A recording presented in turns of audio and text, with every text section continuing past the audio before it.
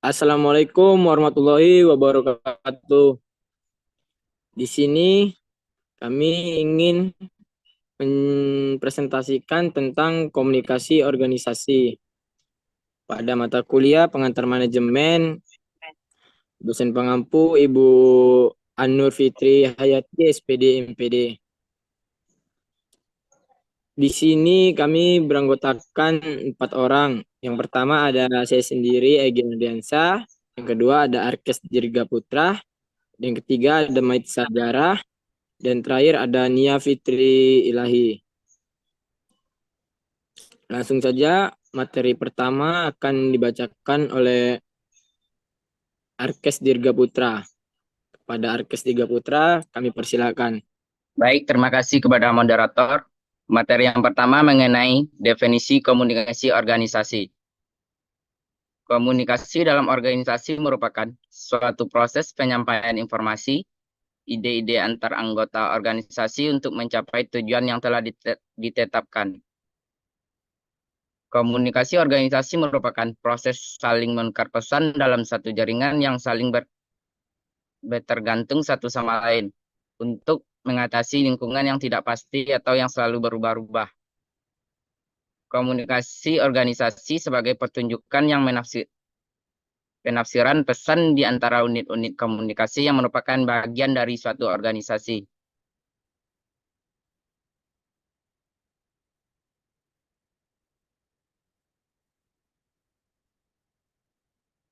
Materi selanjutnya yaitu mengenai proses komunikasi. Proses komunikasi adalah serangkaian tahapan yang terjadi saat seseorang menyampaikan pesan atau informasi kepada orang lain. Secara umum, proses komunikasi meliputi beberapa tahap, yaitu yang pertama pengirim atau sender, yaitu orang yang memiliki informasi atau pesan yang ingin disampaikan. Yang kedua, encoding, yaitu proses mengubah ide atau pikiran menjadi bentuk pesan yang dapat dimengerti, seperti kata-kata, bahasa tubuh, atau simbol. Yang ketiga, yaitu pesan, yaitu informasi atau ide yang akan disampaikan oleh pengirim. Yang keempat, saluran, yaitu media atau cara yang digunakan untuk menyampaikan pesan seperti lisan, tulisan, atau elektronik. Yang kelima, penerima, yaitu orang yang menerima atau memahami pesan yang disampaikan. Yang keenam, decoding, yaitu proses penerima dalam memahami dan menafsirkan pesan yang diterima. Yang ketujuh, umpan balik, yaitu respon atau tanggapan dari penerima pesan yang dikirim kembali ke pengirim. Proses komunikasi yang efektif terjadi ketika pesan dapat diterima dan dipahami dengan baik oleh penerima sesuai dengan maksud pengirim. Faktor-faktor yang memengaruhi keefektifan komunikasi antara lain adalah pemilihan saluran yang tepat, kemampuan pengirim dan penerima dalam berkomunikasi, serta adanya umpan balik yang jelas. Sekian dari materi dari saya kembalikan kepada moderator.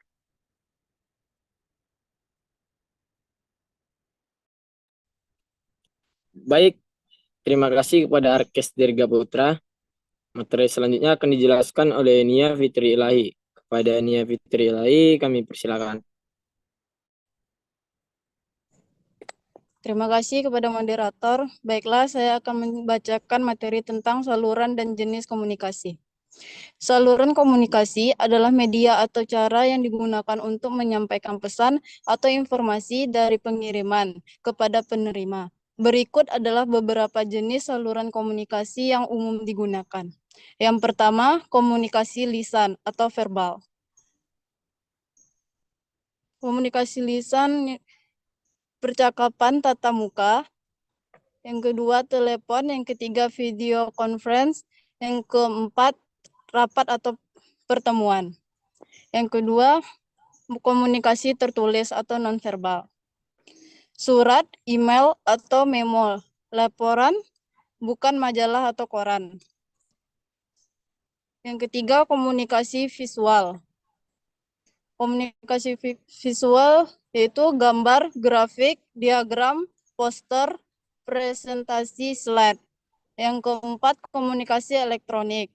Komunikasi elektronik yaitu media sosial seperti Facebook, Twitter, Instagram, dan lain-lain. Yang kedua, aplikasi pesan Instagram atau WhatsApp, Telegram, dan lain-lain. WhatsApp atau blog, forum online. Pemilihan saluran komunikasi yang tepat sangat penting untuk memastikan pesan dapat tersampaikan dengan efektif.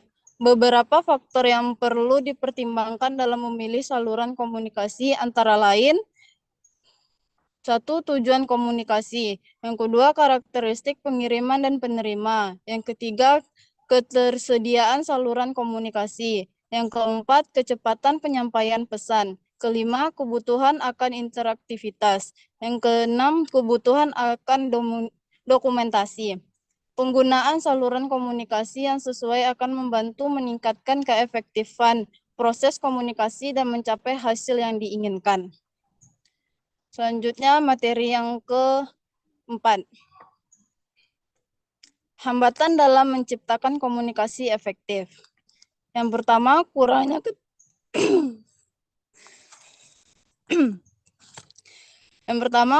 keterampilan komunikasi. Dalam menciptakan komunikasi efektif terdapat beberapa hambatan yang mungkin dihadapi. Beberapa hambatan umum dalam menciptakan komunikasi yang efektif antara individu meliputi yang pertama, kurangnya keterampilan komunikasi. Individu mungkin tidak memiliki keterampilan komunikasi yang baik, seperti kesulitan dalam menyampaikan ide dengan jelas atau kurangnya pemahaman tentang pendengar. Yang kedua, kurangnya keterbukaan. Ketika seseorang tidak terbuka terhadap pendapat atau ide-ide orang lain, hal ini dapat menghambat komunikasi yang efektif. Yang ketiga, perbedaan bahasa budaya. Perbedaan bahasa dan budaya antara individu dapat menyulitkan dalam pemahaman dan intervensi pesan yang disampaikan. Yang keempat, gagasan fisik. Gangguan fisik seperti kebisingan atau gangguan teknik dalam media komunikasi juga dapat menjadi hambatan. Selanjutnya yang kelima, ketidakjelasan pesan. Pesan yang tidak jelas atau ambigu dapat menyebabkan kebingungan dan kesalahpahaman dalam komunikasi. Yang keenam, kurangnya empati. Kurangnya empati dan pemahaman terhadap perasaan dan perspektif orang lain juga dapat menghambat komunikasi yang efektif. Untuk mengatasi hambatan-hambatan ini, penting untuk meningkatkan keterampilan komunikasi, meningkatkan pemahaman tentang budaya dan bahasa, serta berusaha untuk lebih terbuka dan empati dalam berkomunikasi dengan baik. Sekian, terima kasih. Saya kembalikan ke moderator.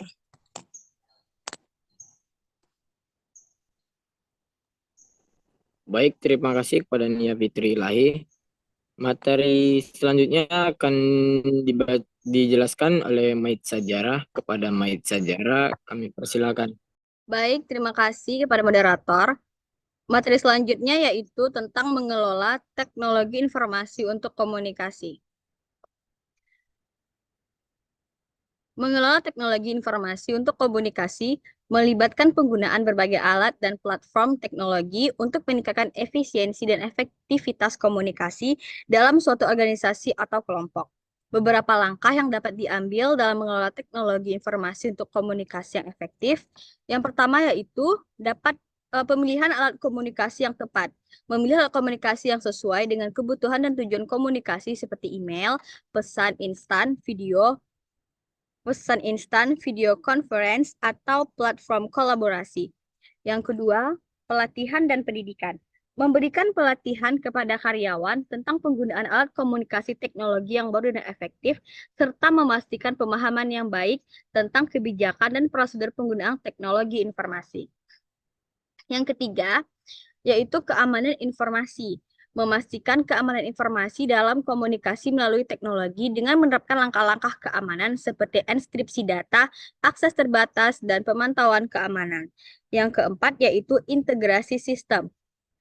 Mengintegrasikan berbagai sistem teknologi informasi untuk memungkinkan komunikasi yang lancar dan terintegrasi antara berbagai departemen atau tim.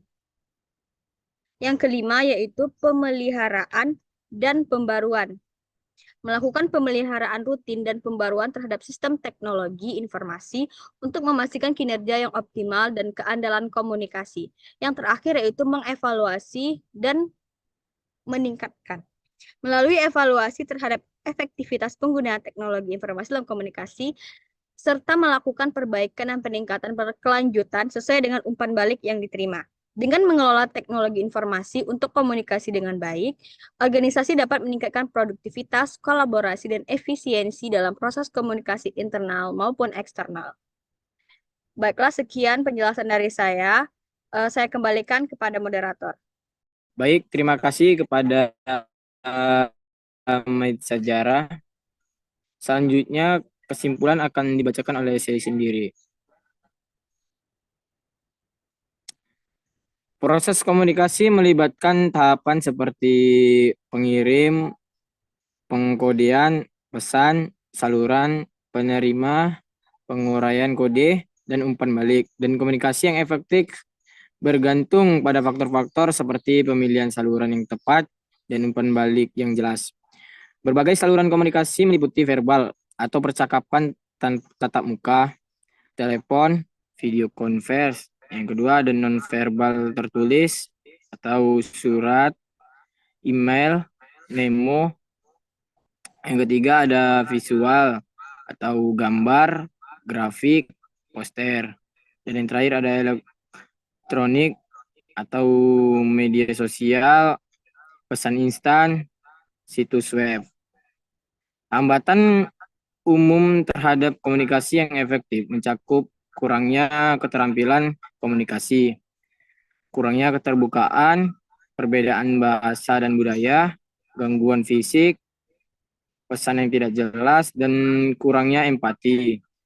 Mengelola teknologi informasi untuk komunikasi melibatkan pemilihan alat komunikasi yang tepat, memberikan pelatihan, memastikan keamanan informasi, mengintegrasikan sistem, memelihara dan memperbarui sistem, serta mengevaluasi dan meningkatkan efektivitas.